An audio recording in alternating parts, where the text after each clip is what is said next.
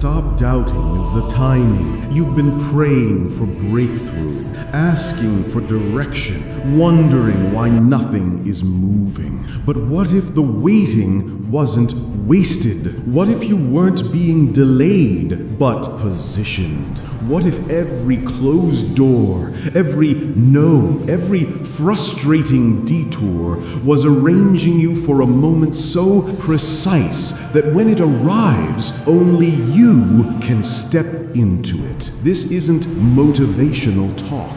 This is revelation. And if you stay with me, you're about to see why you are exactly where you need to be. I see you. I've watched you question yourself at 2 a.m., replaying decisions, wondering if you missed your chance. I saw you scroll past people, celebrating their wins, while you sat in silence, forcing a smile, whispering, "When is it my turn?" I was there when you applied for that opportunity and heard nothing back. When you showed up prepared and still got overlooked. When you gave everything and watched someone else get credit. I saw the moment you almost gave up. The day you deleted the dream from your vision board because it felt like a cruel joke to keep hoping. You've been faithful in the hidden place, and I've been taking notes. There's a woman in the Bible named Esther. She didn't choose her story, it chose her. Orphaned as a child, raised by her cousin Mordecai, living as a minority in a foreign empire. Esther had no political power, no platform, no privilege, but what she didn't know was that every piece of her past, the loss, the displacement, the obscurity, was building something. One day, the king decided to choose a new queen. Esther was brought into the palace, not because she campaigned for it, but because the timing intersected with her preparation. She won favor. She became queen, and for a while, life was good, but Esther didn't know. She wasn't chosen for comfort. She was chosen for crisis. A man named Haman, full of rage and pride, crafted a genocidal decree to annihilate all the Jewish people in the empire.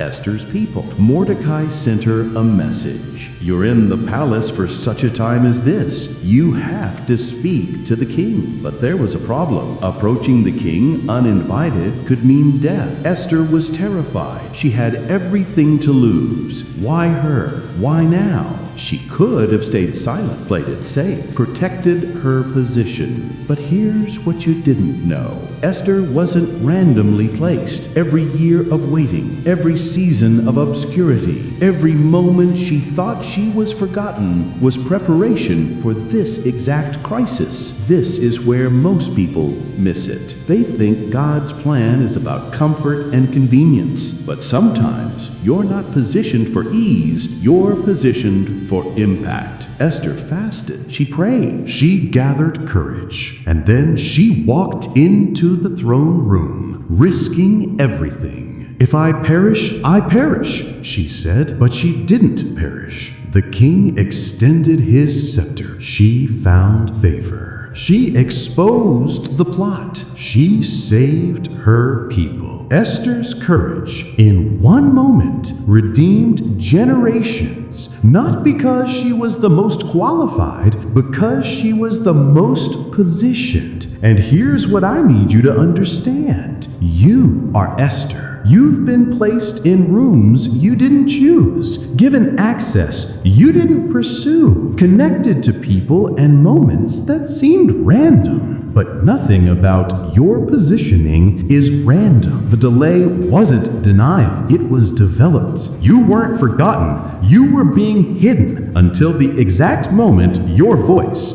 your presence, your obedience would shift everything. You think you've been waiting on God, but God has been waiting on the moment, the convergence of crisis and courage, the intersection of your preparation and the world's need. You are never supposed to peak early. You are never supposed to be celebrated prematurely, because if the spotlight came before the strength, you'd have crumbled under the pressure. But now you're ready. ready. You've been refined in the waiting. You've been strengthened in the silence. You've been positioned in the pain. Within the next 21 days, pay attention. Someone is going to reach out to you. A conversation will happen that feels coincidental, but isn't. A door will crack open. Not the one you've been banging on, but a different one. One you didn't see coming. That's your Esther moment. Don't second guess it. Don't shrink back because you feel unqualified. You were positioned for this before you even knew it existed. The crisis you're walking into isn't too big for you. It's the exact size of your calling. Here's your action. In the next 72 hours, write down 3 places you've been positioned. Jobs, relationships, communities, even pain points. Ask God, why am I here? Not to complain, but to discern, because your positioning is never punishment, it's preparation. Then take one courageous step you've been avoiding. Send the message, make the call, speak the truth, risk the rejection, because courage isn't the absence of fear, it's obedience in the presence of it. Esther didn't feel ready, she felt terrified, but she moved anyway, and her movement saved a nation. You don't need to feel ready. You need to be obedient. The moment is coming where everything you've endured will make sense, where every closed door will reveal it was protecting you from the wrong room so you'd be available for the right one, where every delay will show itself as divine timing, not divine rejection. Stop chasing answers and start trusting your positioning. You're not behind. You're not forgotten. You're not disqualified. You are precisely placed for such a time as this. The crisis that's coming isn't meant to destroy you. It's meant to reveal you. And when you step into that throne room, when you speak that truth, when you take that risk, favor will meet you. Not because you're perfect, but because you're positioned. The next 21 days will test your courage. But courage isn't loud. It's quiet obedience in the face of fear. It's showing up when no one's watching. It's saying yes when everything in you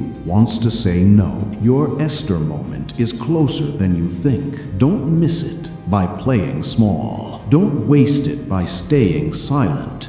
You were born for such a time as this. Your positioning isn't an accident, it's an assignment. Walk into it.